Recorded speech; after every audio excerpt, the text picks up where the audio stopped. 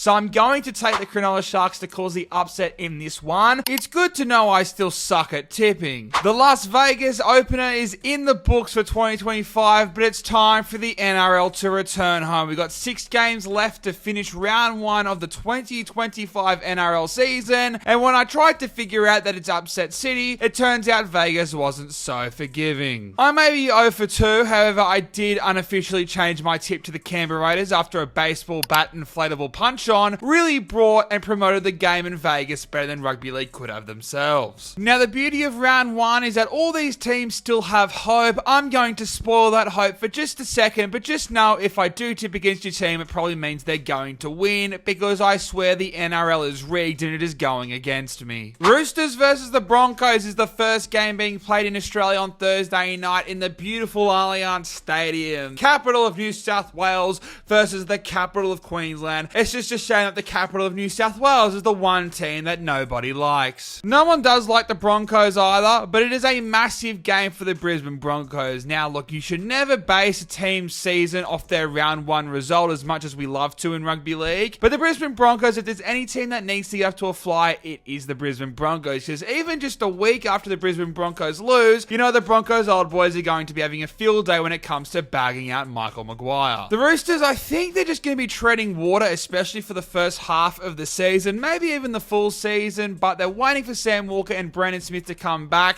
so maybe getting a few early wins can be the key to them finding some success this season, but I do think the Broncos will win this one and win this well. It's not too often that the Roosters don't have the advantage on paper, but the Brisbane Broncos really just outclass the Roosters all across the board. It's going to be Michael Maguire's first game in charge, and you bet he's not going to let them lose this one. Luai and the Tigers will host the Newcastle Knights, and the West Tigers, well, they're expecting bigger and better things for the first time in quite a while. No one is tipping them for the wooden spoon, and their roster on paper really should be playing or contending for finals football this year, but it is still the West Tigers. Benji Marshall, the pressure is well and truly on him, and the Newcastle Knights are a team that many aren't predicting to do too well. So you think that based off previous round 1s that Newcastle Knights would be the obvious tip in this game. Like any sporting team with a bunch of new signings, you expect it's going to take some time for Luai, Galvin, Appy and Buller to all connect, especially without Luai and Galvin playing together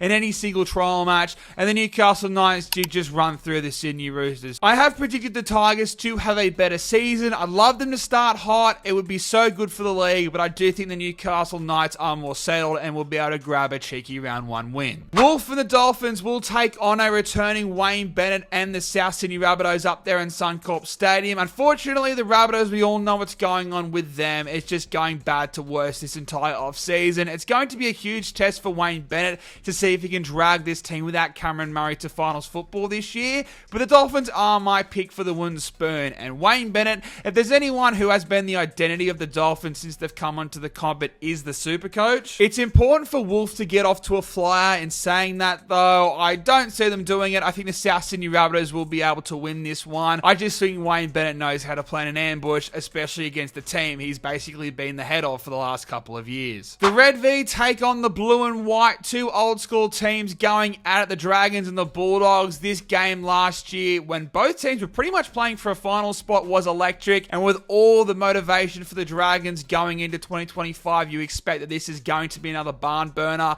An important year for the Doggies, especially coming off their first finals appearance since 2017. The Bulldogs could be the Warriors 2023 going into 2024. I don't think they will necessarily, but you would want them to start on fire just to send that message to their fans and to the rest of the competition. The Dragons are a weird one. I wasn't too high on the Dragons in pre-season, but coming out of the trial matches, which I don't really like to base my opinions, they are looking really good, and it's hard not to get excited about the Dragons, because as much as all these new signings should improve them, they should all have a chip on their shoulders pretty much getting released by their current clubs. So this is another weird game. I am going to go against the favourite again here and tip the Dragons. It's at Netstrata Jubilee Stadium. Am I going down the wrong rabbit hole with all these upsets? You bet I am. The god place of rugby league is where Manly will host the Cowboys. It's at Four Pines Park, so let's just get out of the way. I think Manly win and win well here. There's one team that really matches up quite well against each other. It is these two. Both teams love attacking football,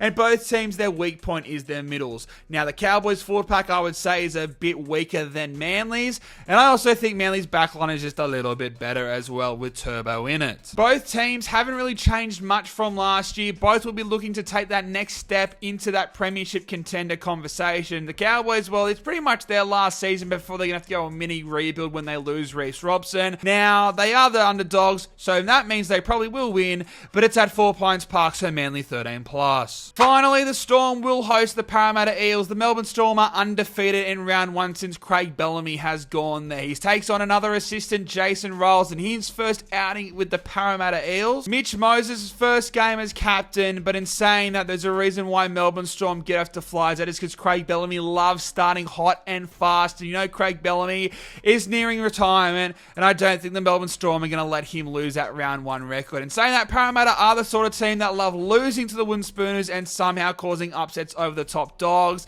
It's an important year under Parramatta. They're going into a new era after all those finals disappointments, and then of course the last 2 years where they had that Wooden Spoon Bowl. The Melbourne Storm are my predicted premiers for 2025, and I just think they have all around the massive advantage against the Parramatta Eels. So there are my tips for the remainder of round 1 back in Australia. I've got the Broncos putting one through the Roosters, the Knights beating the Tigers, the Bunnies causing an upset over the Dolphins, the Dragons getting off to a hot start against the Bulldogs, Manly running through the Cowboys at home, and the Melbourne Storm doing the same to the Parramatta Eels. Let me know your tips for round 1 in that comment section. Smash that like button, subscribe if you haven't yet already, and I'll see you in the next one.